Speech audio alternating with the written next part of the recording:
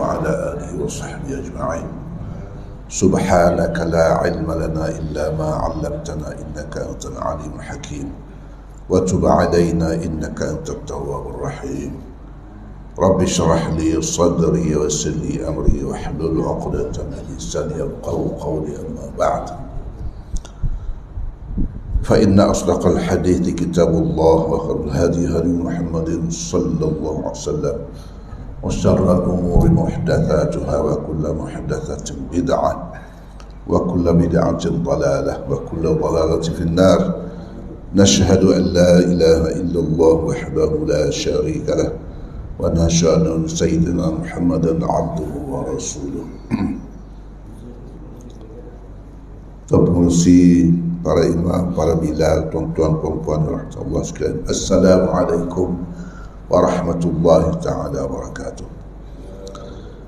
Alhamdulillah, sama-sama kita bersyukur kepada Ta'ala kerana limpah kurnia dan inayahnya dapat kita bersama-sama menunaikan salat fardu fajar pagi ini dan sedikit meneruskan dengan tazkirah insya-Allah berpagi yang mulia ini. Moga-moga Allah Ta'ala memberkati dalam hidup kita. Tuan-tuan dan puan-puan Allah sekalian, berpagi ini saya ingin berkongsi beberapa maklumat tentang dunia dan akhirat berkaitan satu hadis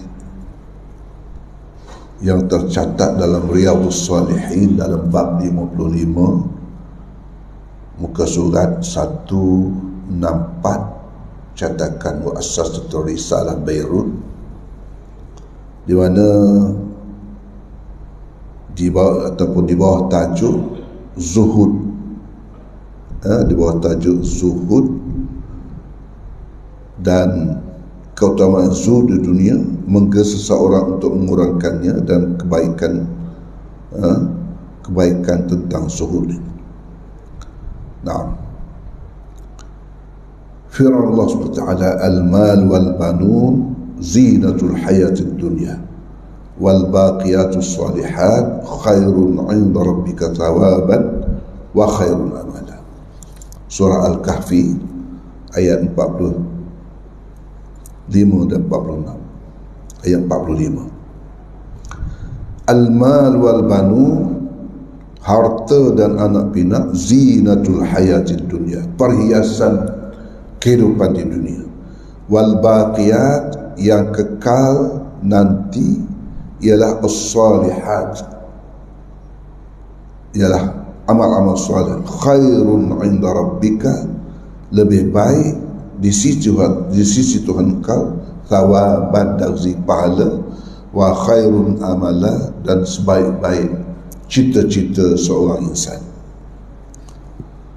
Satu hadis baginda Rasulullah SAW yang diriwayatkan dalam dua kitab yang masyhur, iaitulah Al-Bukhari dan Muslim, dan dicatatkan sebagai tahaf muttafaq alaih, daripada Amr bin Auf Al-Ansari radhiyallahu anhu, anna Rasulullah SAW ba'atha Aba Ubaidah ibn Jarrah radhiyallahu anhu ila al-Bahrain ya'ti bi jizyatiha. Satu hari Rasulullah SAW, diriwayatkan Amr ini, satu hari Rasulullah SAW mengutus Abu Ubaidah al-Jarrah ke Bahrain untuk memungut ufti ataupun jizyah. Faqadima bimali minal Bahrain, lalu dia bawa balik harta yang banyak daripada Bahrain. Fasami'atul ansar biqudumi Abi Ubaidah, fasami'at ansar biqudumi Ubaidah, lalu orang Ansar ni mengetahui dan mendengar berita tentang Abu Ubaidi pergi ke Bahrain nak buat balik jizyah. Fawafau salatul fajr ma'a Rasulullah, lalu mereka ini bertumpu-tumpu ataupun ramailah pergi salat subuh pada hari itu. Falamma sallallahu insarafa, apabila Rasulullah SAW sudah sembahyang, macam kita ni dah siap sembahyang, fata'arradu lahu, maka fata'arradu lahu ni kalau saya berterjemahkan sebagai lalu orang ni menumpu kepada Rasulullah, berkerumun dengan Rasulullah. Sebenarnya dalam bahasa Arab kalau fata'arradu ni maknanya menampilkan diri untuk Rasulullah nampak dia. Ialah kita kan, kalau nak supaya orang bagi perhatian kat kita, kita cubalah dapat perhatian dia, tunjuk-tunjuk muka lah, berdiri lah, apa, itulah mana fata'arradu alaih, dia cuba menampakkan diri dia kepada Rasulullah. Mereka cuba menampak. Fatabassama Rasulullah, lalu Rasulullah senyum tengok ni. Fatabassama Rasulullah hina ra'ahum, lalu Rasulullah senyum apabila Rasulullah melihat mereka berkeadaan demikian. Thumma qala, lalu Rasulullah berkata, "Adhunnukum sami'tum anna Aba Ubaidah qadima min syai' min al-bahrain." Aku rasa kau ni dah dengar kan semuanya cerita bahawa Abu Ubaidah pergi Bahrain dan nawa balik harta benda ni. Faqala ajal ya Rasulullah, lalu mereka berkata, ya Rasulullah, kami dengar cerita tu, itu yang kami datang ni. Faqal abshiru wa aminu ma yasurrukum, lalu Rasulullah bersabda, beri kabar gembiralah, maknanya tak apalah suka, wa amalu ma yasurrukum, dan bercita-citalah apa yang menyenangkan kamu. Maknanya Rasulullah tak kata apalah, maknanya Rasulullah merestui apa yang dia buat tu. Mana betul lah, betul lah dapat harta tu. Lalu Rasulullah SAW mengeluarkan satu kata-kata yang sebenarnya menusuk hati kita dan sebenarnya merupakan suatu kalimah yang sepatutnya menjadi panduan bagi kita. Dia kata apa? Baginda kata apa?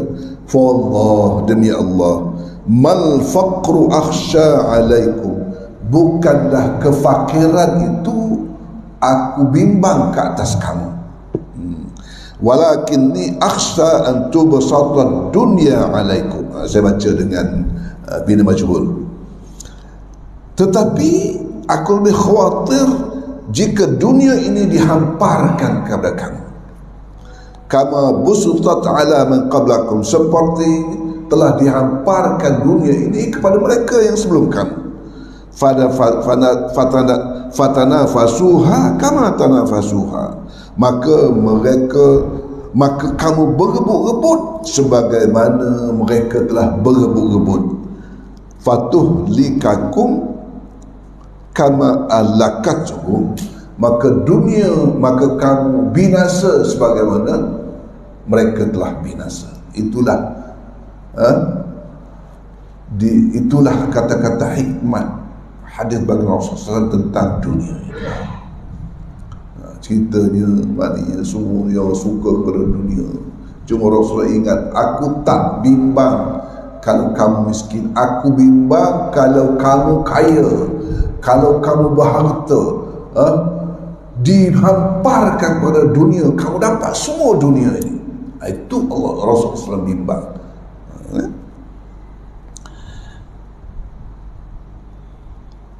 Oleh kerana dia dalam ini adalah bab zuhud. Ya kan, nak tafsir zuhud ni macam-macam lah. Zuhud ni ada tahap-tahap dia, apa kewajipan dia, apa syarat-syarat dia, dan bagaimana zuhud yang telah diamalkan dan sebagainya. Cuma saya nak ambil satu pendekatan di mana saya nak tengok apa yang disebutkan oleh Hasan Basri tentang zuhud secara praktikal. Kalau nak cerita zuhud dalam bab akademik ni macam-macam lah. Kalau saya di universiti ni bab zuhud ni macam-macam qaul, macam-macam apa pendapat, macam-macam. Kita tak pergi pada akademik sangatlah. Saya nak ceritakan tentang betapa Imam Hasan al-Basri memberi beberapa patah perkataan apabila ditanyakan bagaimana ya Syekh boleh kekal Syekh ini dalam keadaan zuhud. Su'ila Hasan al-Basri yauman, satu hari Hasan al-Basri ditanya oleh orang, ma sirru zuhdika fi hadhil hayat. Dia bertanya, apa sebenarnya rahsia kezuhudan engkau dalam dunia ini, dalam kehidupan ini? Maknanya anak murid dia ke tanya ke, ataupun orang awam ke tanya dia, kerana dia ada Syekh besar, tanya, apa rahsia ya Syekh kamu boleh berzuhud? Di zaman Hasan Basri ini dapat berbagai tawaran daripada pelbagai pihak, sama ada orang niaga, sama ada pangkat-pangkat, dari segi kedudukan di dalam kerajaan, kedudukan dalam masyarakat, nak lantik tu, nak lantik ni. Tapi semuanya Hasan Basri tolak, dan dia kembali kepada pondok dan pesantren dia untuk konsentrate kepada anak muridnya. Ada 1,500 orang belajar dengan dia. Hasan al-Basri ini ialah seorang tabi'.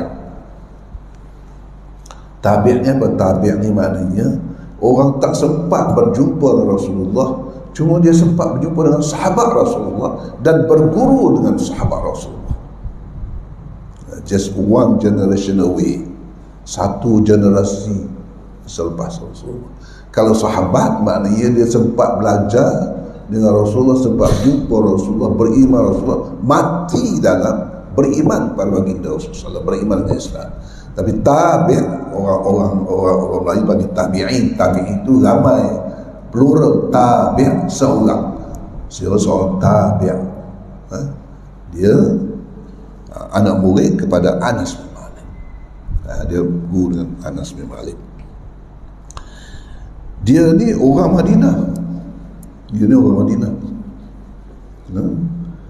Dia diperanakkan zaman Khalifah Umar Al-Khattab, zaman Imam Al-Khattab, yang zaman Umar tu yang merintah 11 tahun tu, dia dilahirkan di masa itu.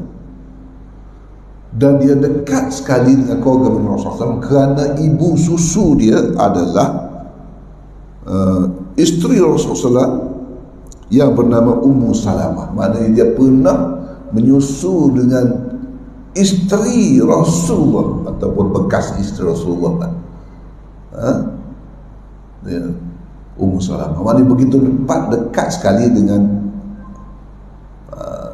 Ahlul Bait, dengan orang yang ahli keluarga baginda Rasulullah SAW, walaupun dia tidak waris lah.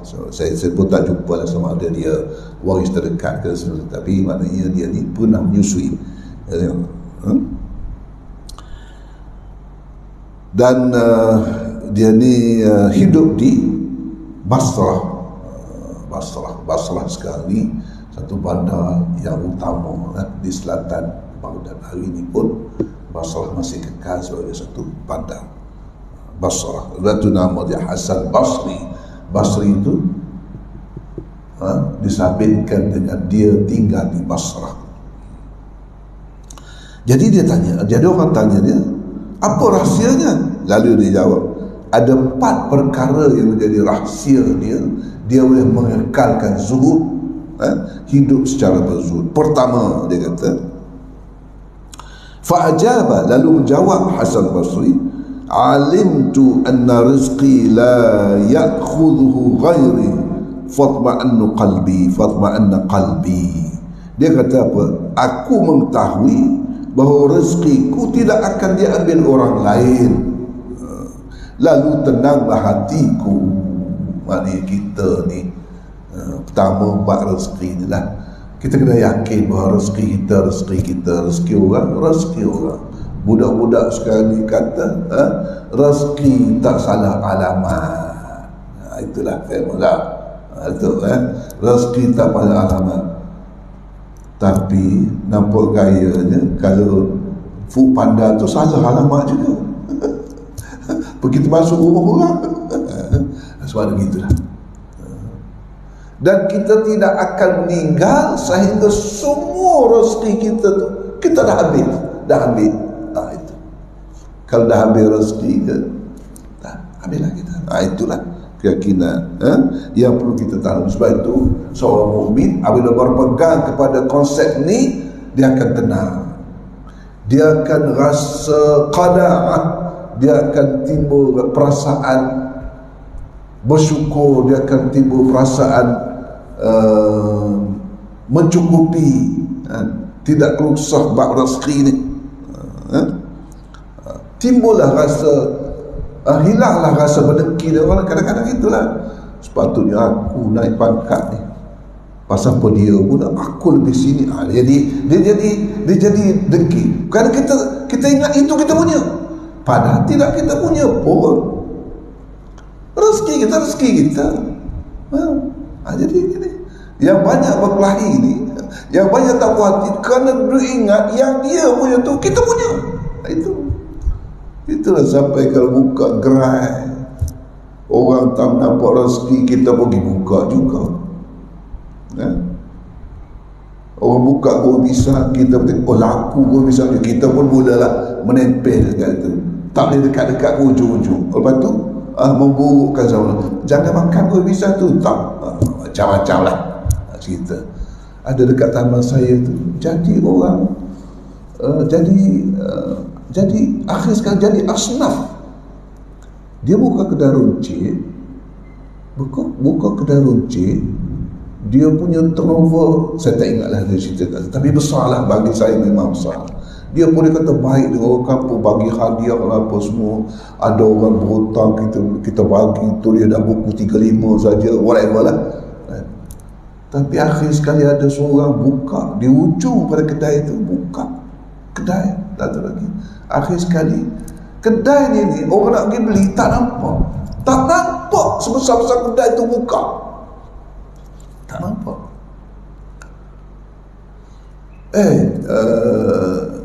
Saya pergi kedai awak semalam, tapi awak tak buka.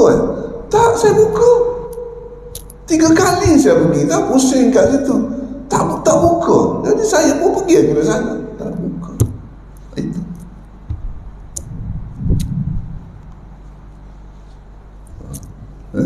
tak buka, nampak macam tak buka. Tak tahulah siam punya ke, keling punya ke. Kalau Cina ada, Cina tak main lah, Cina jarang lah siam dengan keling. Tak tahulah dia bankrupt, tutup, jadi asnaf. Masya Allah. Jadi bila kita ingat itu rezeki orang, rezeki kita rezeki orang, jadilah kita tidak ada dengki. Ada satu kisah,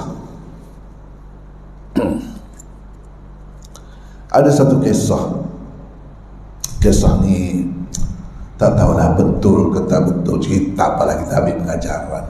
Kita Alf Walailah dalam cerita 1001 malam. Cerita 1001 malam. 1001 malam ni sebenarnya masa saya kecil-kecil dulu, saya belajar sekolah Arab dulu, nak belajar bahasa Arab tu dia ada kartun-kartun dia lah. Komik-komik, kartun-kartun, komik-komik dan bahasa-bahasa dia. Jadi kita nak belajar bahasa Arab tu, kita baca lah benda tu.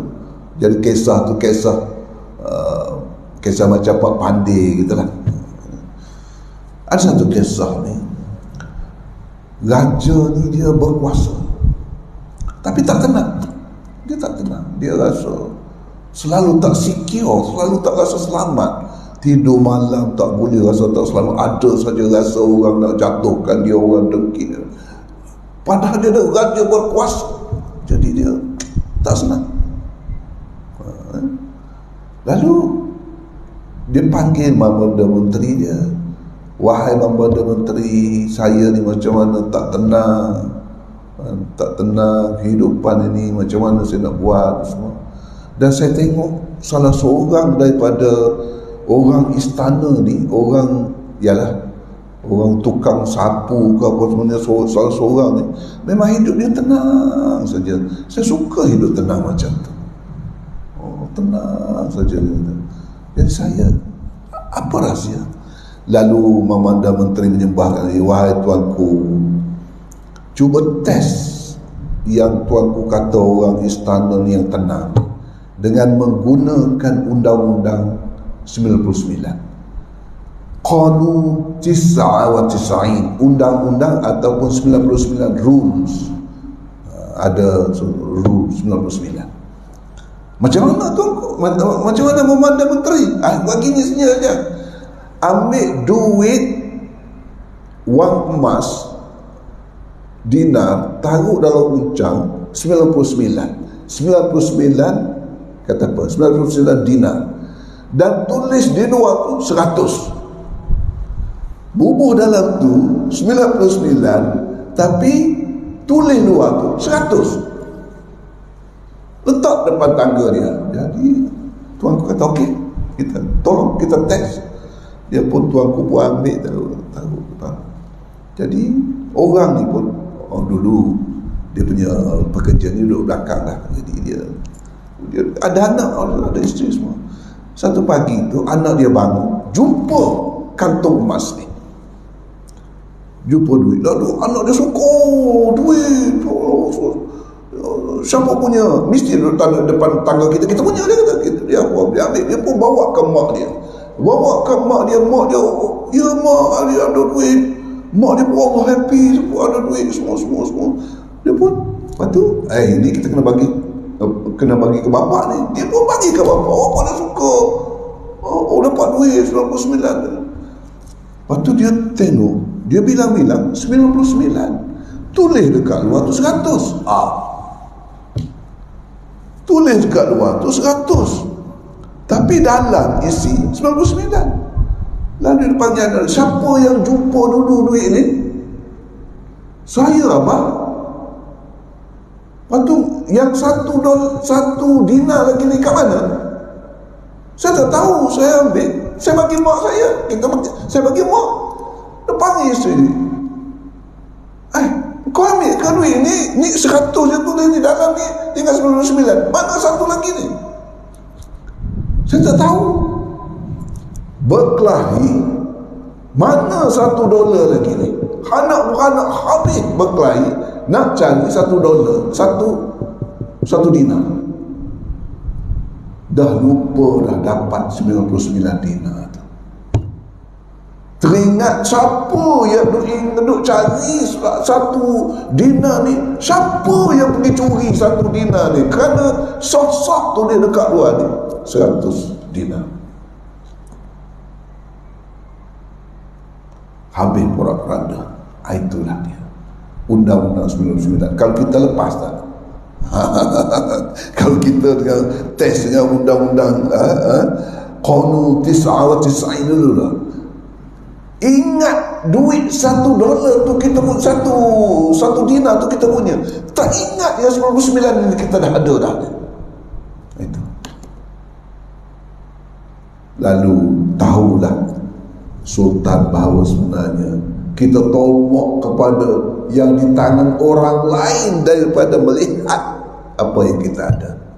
Itulah membuatkan kehidupan kita tidak tenang, porak-poranda. Tak tahulah cerita betul tidak tahulah, tapi pengajarannya begitu. Pengajarannya begitu. Alf wa lailah, 1001 malam dia cerita. Nah,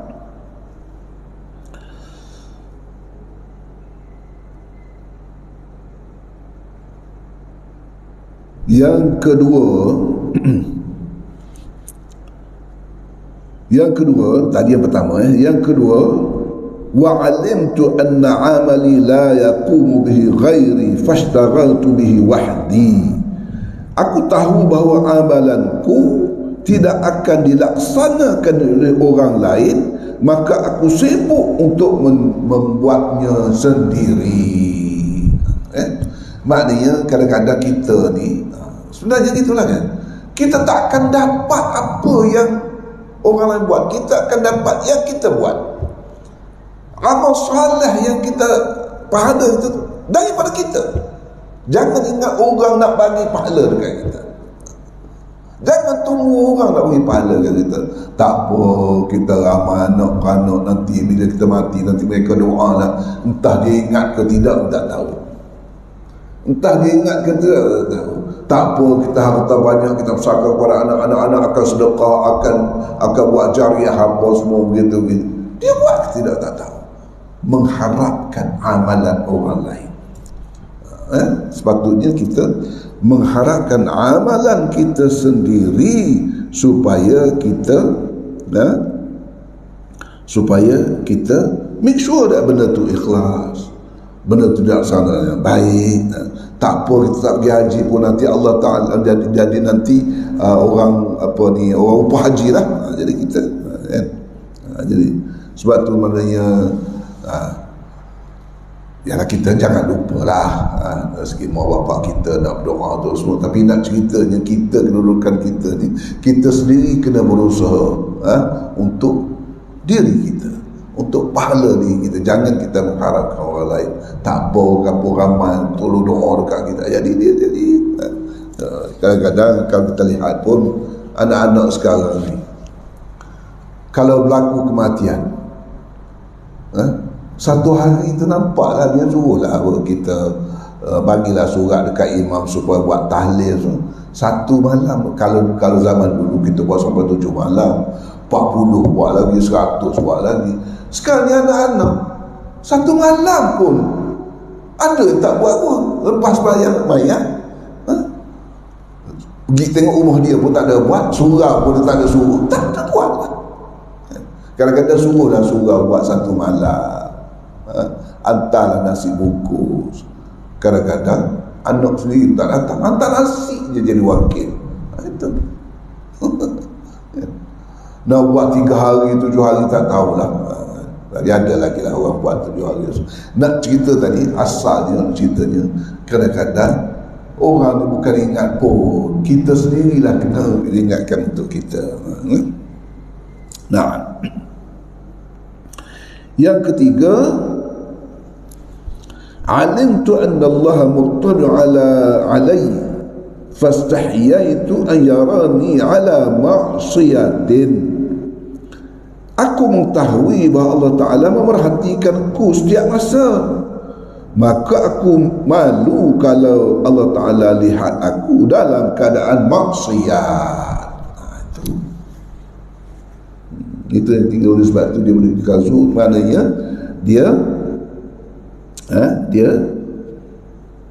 mengetahui, mana sentiasa dalam perhatian Allah Ta'ala, perhatian Allah SWT, sentiasa dalam pengawasan Allah Ta'ala.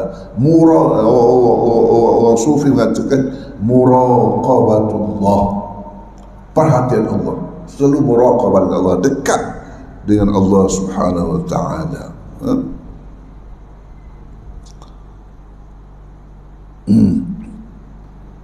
Satu hari guru ni bila dia mengajar tauhid, mengajar sifat ihsan, satu kali dia test anak muridnya. Dia test anak murid dia macam mana? Lepas pada kuliah tentang tauhid Allah Ta'ala, perhatian Allah, lalu dia beri seorang seekor ayam. Kau ambil ayam ni, masing-masing ambil ayam ni, katakanlah 40 budak, dia bagi ke budak ni seekor seorang ayam.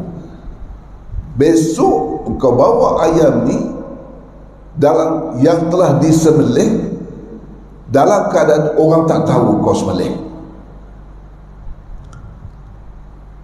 Pergi sembelih ayam, simple, pergi sembelih ayam, orang tak lihat kau. Lalu ada bawa pergi belakang rumah, tengok tak ada orang sembelih. Tengok ada orang, pergi belakang bukit sembelih.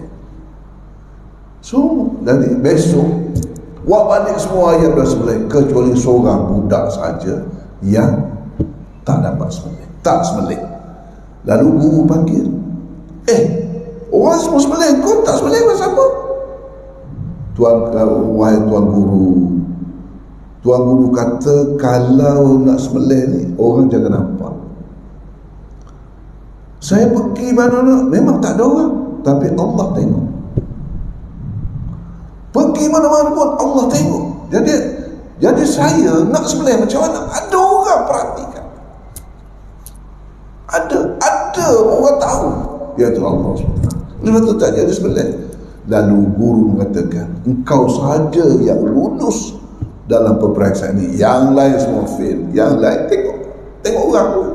Tak tengok Allah. Padahal dah belajar dah sifat-sifat Allah. Sami'un basir, Maha mengetahui, Maha melihat, Alimul khabir, semua. Tapi tidak faham tentang esens ataupun tidak faham tentang hakikat sebenarnya muraqabatullah subhanahu wa ta'ala. Yang ketiga, kita pernah berhenti dah. Yang tiga tadi kan. Yang keempat, alimtu anna al-mauta yantaziruni fa'a'adadtu za'il liqa'i rabbi. Aku mengetahui bahawa maut menungguku, lalu aku sentiasa bersedia dengan bekalan untuk aku berjumpa dengan Tuhanku. Ini maknanya dia selalu sedia bekal, kerana dia ever ready. Maknanya dia sentiasa bersiap siaga, orang kata ni, untuk mati. Kadang-kadang kita ni tak ingat mati, yang banyak untuk kejar banyak benda ni. Lalu dia kata mati. Jangan terpedaya dengan tubuh yang sihat, kerana ramai pun orang mati kerana bukan sakit. Oleh sebab itu, kalau sebenarnya seorang itu merasai ataupun merasai mati, cuba rasa-rasakan mati ni, sebenarnya tidak begitu selera sangat dalam dunia dan tak letih beribadat. Tak letih beribadat kalau kita tahu nak mati. Yang kita letih, tak apalah, belum lagi nak mati kot. Jadi kita jadi tertakut. Tapi bila kita agaknya, kalau kita beri tarikh agaknya, tak makan tak minum lah, kita solat saja, kita beramal aja, harta ni habis. Tapi Allah tidaklah nak duduk di situ nak muji kita, kan? Allah tidaklah begitu. Tapi maknanya jangan terpedaya dengan harta kita. Orang kaya pun tak sempat nak beli kain kafan dia pun 2 lai tu tak sempat. Berapa? 7 lai lah kan, 3 lai lah kan. Tak sempat dia. Jangan terpedaya. Sebab itu maknanya kita kena sentiasa. Sekarang ni kan trend sambut birthday kan? Sambut birthday. Tak apalah nak rahsia umur tu, birthday. Tapi apa yang selalu jaga? Dia kata age is just a number. Dia sekarang trend, umur ni nombor je, tak ada apa-apa. Maknanya tak ada ambil pengajaran langsung bahawa dia ni sebenarnya dah setahun dah lebih dekat dengan kematian. What's that? It's just a number. 80 is just a number, 100 pun just a number. Maknanya ini kan satu pemikiran yang nak melupakan. Sepatutnya bila kita sambut, aku ni dah pendek, dah setahun. Bila kita ada pengajaran tu. Tapi ini, it's just a number. It's just a number. Number apa? 60, it's just a number. Sama 80 is saja number. Jadi ada trend-trend begitu. Dan bukan orang muda-muda pun cakap gini, orang tua-tua pun cakap gini. Yang tiup lilin dah tak mati, dah lilin tu pun masih lagi berfikiran begitu. Jadi kita kena ambil pengajaran lah dalam apa yang kita ni. Oleh sebab itu, saya ada terbaca satu kata-kata hikmah bila saya Citru ni dia kata apa? Al-insan ya'ti bila syai'in. Manusia datang ke dunia ni tak ada apa-apa, tak bawa apa-apa. Datang ke dunia ni bongkil kita semua. Itulah. Summa yas'a min ajli kulli syai'. Kemudian dia berusaha, dia berusaha untuk segala sesuatu. Maknanya dia bersusah payah untuk dapat harta benda. Dia nak susah payah untuk dapat harta benda, berjuang, bermati-matian, membujuk lalu melintang patah, macam-macam dia buat. Tsumma yatruku kulli syai', kemudian dia tinggal segala-galanya. Wa yadhhabu bila syai', dan dia pergi, dia mati dengan meninggal dengan tiada sesuatu. Sebagaimana dia datang pun tak ada sesuatu, dia tinggal pun tak ada sesuatu. Tapi thumma yuhasabu ala kulli syai', tetapi dia akan dihisab atas segala sesuatu. Mari tak ada apa, berusaha dapat semua, tinggal juga, dan bila masuk kubur dihisab segala sesuatu yang dia ada. Masya Allah, menggerunkan kita. Masya Allah. Yalah, kita ni kadang-kadang mati tu susah nak ingat sangat. Di taman saya bila ada kematian, rupanya khairat kematian pun tak daftar sih. Khairat kematian pun tak daftar, tak ingat pun. Ini menunjukkan kita ni tak ingatlah. Bahawa lepas tu saya dah 5 tahun tak bayar. Boleh tak bayar 5 tahun? Nak qadha, nak dapatkan tak tahulah sini berapa kan, tapi kita ada sikit kan, 1,200 ke whatever. Lepaslah belanja pengurusan tu, tak bayar, tak yuran pun lelap. Jadi lepas tu mulalah tak apalah saya. Jadi bukan apa, nak menunjukkan bahawa tak ingatnya kita ke kematian. Dalam grup kita selalu, siapa tak bayar tolonglah bayar, berapa ringgit saja. Tak ingat. Maknanya tak ingat. Maknanya bila dah ada kematian, bawa pulang kabur. Jadi menunjukkan kita tak ready.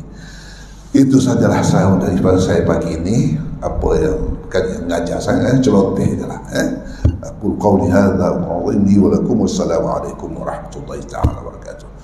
Bismillahirrahmanirrahim. Alamin wassalatu wassalamu ala asyrafil anbiya wa sallallahu ajma'in. Allahumma ighfir lana dhunubana wa israfana fi amrina wa thabbit aqdamana وانصرنا على القوم الكافرين. ربنا آتنا في الدنيا حسنة وفي الآخرة حسنة وقنا عذاب النار. وصل اللهم وسلم على نبينا محمد وعلى آله وصحبه أجمعين والحمد لله العالمين. تقبل الله منكم